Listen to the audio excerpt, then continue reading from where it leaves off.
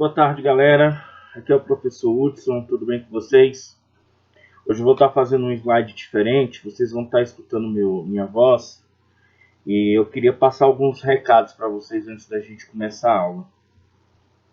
Primeira coisa, galerinha, é que não esqueçam de pegar os livros, não esqueçam de ler o relatório, o esquema de estudo que eu mando aí. As atividades, elas não serão mais aceitas nem no WhatsApp, nem no meu e-mail. É para vocês anexar as atividades pelo Classroom.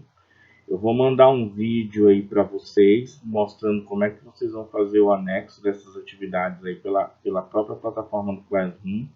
Lembrando que vocês têm que identificar qual a disciplina, entendeu? Então vocês vão anexar, no caso, no meu. Beleza? Fiquem ligados a isso aí, tá bom? Se sentirem dificuldade, nesse primeiro momento, eu ainda vou estar aceitando pelo WhatsApp, tá? Ou pelo e-mail. Mas depois a gente vai estar só aceitando pela plataforma do Classroom. Porque houve muita reclamação, que vocês não estavam conseguindo, tava tendo muito lugar para mandar e estava bagunçado. Então, nós vamos otimizar tudo numa plataforma só, ok? Então vamos dar início aqui ao conteúdo do segundo bimestre. Esse conteúdo que nós vamos falar hoje é sobre as ideias iluministas no Brasil, na América, no caso, né? E a Conjuração Mineira, no caso também conhecido como Inconfidência Mineira, aquela velha história do Tiradentes que vocês já ouviram falar. Gente, o que é a Conjuração Mineira? A Conjuração Mineira, gente, ela parte de um princípio baseado nas ideias iluministas. Essas ideias iluministas, elas eram ideias que nós já sabemos, baseadas no princípio da igualdade, da liberdade e da fraternidade. Essas ideias, elas se afloram muito na América. Os pensamentos de uma república, de uma constituição, os pensamentos dos três poderes, do poder executivo, legislativo e judiciário, crescem muito aqui dentro do continente americano. Essa ideia chega inflamada, chega muito forte aqui no Brasil. E aí, então, muitos passam a ser adeptos dessa ideia. Em Minas Gerais, principalmente, isso ocorre por causa da questão da decadência do ouro. Vocês já estudaram, viram que em Minas, principalmente na região de Ouro Preto, existia muita quantidade de ouro, né? Houve por um período, chegaram a ser enviado mais de 1 tonelada por ano de ouro, né, para Portugal. Então havia abundância de ouro. Só que, gente, nós sabemos que essa matéria-prima, toda matéria-prima, né, ela chega ao fim. Ela não vai durar para sempre. Ela não tem uma durabilidade longa. E aí o que aconteceu? Dentro dessa ideia, Portugal não queria ficar no prejuízo, é óbvio.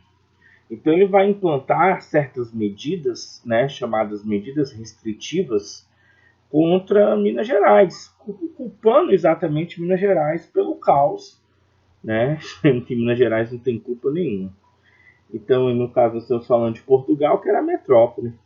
Então, Portugal vai executar um imposto chamado derrama. O que vem a ser a derrama? A derrama, gente, ela é a cobrança de impostos atrasados. Então, a ideia é o seguinte: você tinha que mandar 1 tonelada por ano de ouro para Portugal. Se você mandasse 900 quilos de ouro, você ficaria devendo 100. Um dia você teria que pagar essa quantidade. E chegou o dia. Portugal executou a dívida. Portugal fez questão dessa dívida ser paga. E aí que entra o grande problema. Vai pagar essa dívida? Como que Minas vai conseguir pagar esse valor? Então a elite mineira começou a se organizar, né? E ali você tem ali uma composição social, né? De mineradores, fazendeiros, padres, funcionários públicos, militares de alta patente, a própria elite ali, inclusive Tiradentes, né? Todos ali começam, assim, Tiradentes um pouco mais de fora, ali eles começam a se organizar para fazer uma revolta contra Portugal. buscar um governo republicano. Então aqui para vocês eu coloquei aqui alguns objetivos. Quais seriam? Pretendiam redigir uma Constituição. Olha só, galera. Se ele pretende redigir uma Constituição, significa que eles querem transformar a região em uma região republicana. Ou seja, eles querem a independência de Minas Gerais. E por que não a independência do Brasil? Confiscar o Caixa Real. Quando falam em confiscar a Caixa Real, eles estão falando em confiscar o quê? Confiscar os impostos, né? Fazer com que os impostos fossem geridos, fossem colocados ali na região de Minas Gerais. Instalar a Casa da Moeda, criar o seu próprio sistema monetário, gente. Quando ele fala em instalar em Casa da Moeda, ele está falando em criar o seu próprio sistema monetário, não ficar dependente de Portugal. Ter o seu próprio ouro, ter a sua própria moeda vigente, ter as suas próprias ideias. Extinguir o monopólio sobre a extração de diamante, ou seja, quebrar o pacto colonial, diamante e ouro, e ali se você quebra o pacto colonial, né? O pacto colonial, melhor dizendo, você pode instalar fábricas de tecidos, usinas, enfim. Você faz aquele local ali, você faz aquela região ali, ela tem uma certa liberdade. Então a ideia era muito boa. A ideia era uma ideia excelente.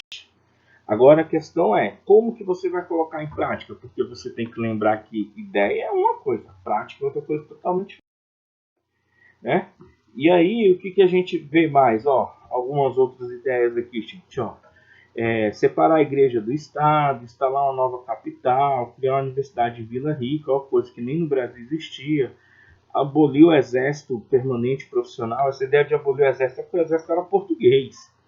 Eles queriam, na verdade, fazer um exército que fosse um exército formado por brasileiros, né? E a grande utopia do movimento era essa ideia de botar o fim da escravidão. Mas, enfim.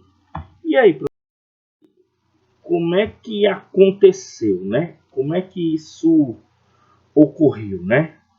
Como é que esse movimento, de fato, ele começou? Então, vamos lá, gente. Ele começou da seguinte maneira: as ideias foram apresentadas, levaram a Tiradentes essas ideias, né? Tiradentes era um cara muito popular na região, né? Era um camarada extremamente bem avaliado, né? Bem requisitado, era uma pessoa muito bem vista, muito bem querida, muito bem, enfim, ele era um cara que as pessoas amavam, essa que é a realidade.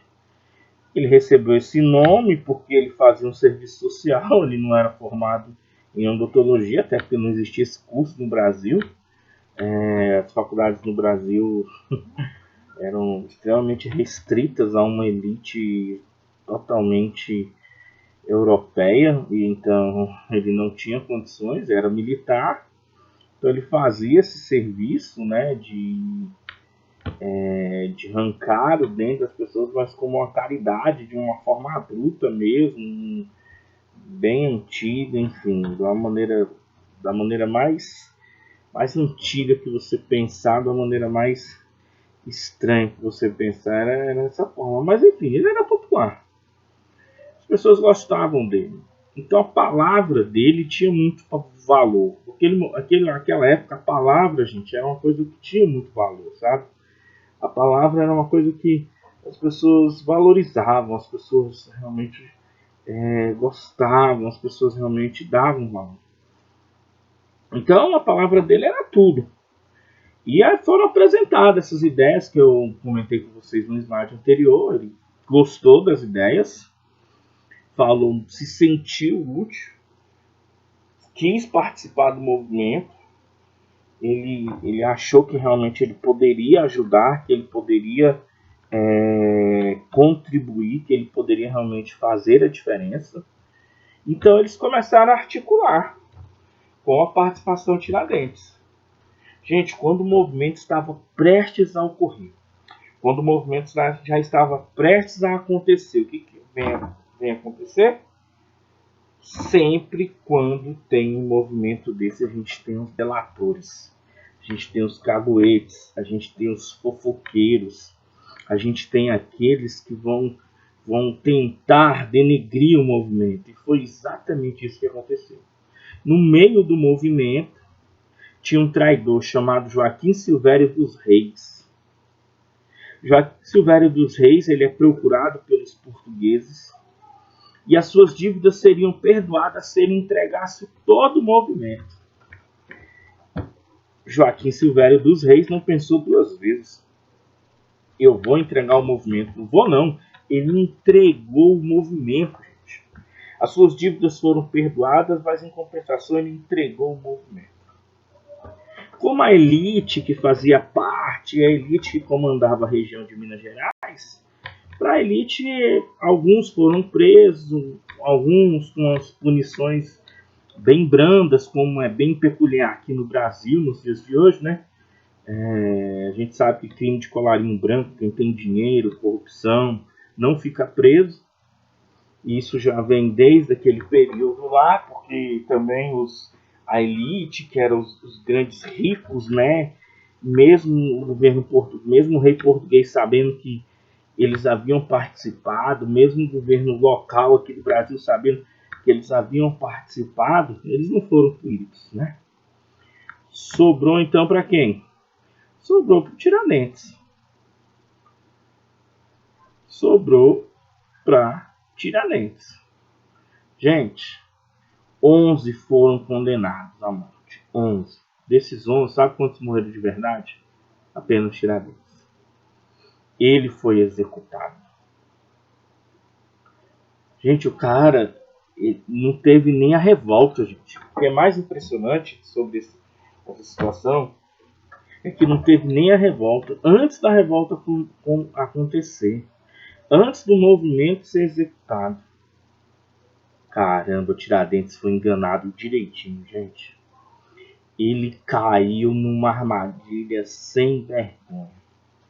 Cara, Tiradentes foi executado.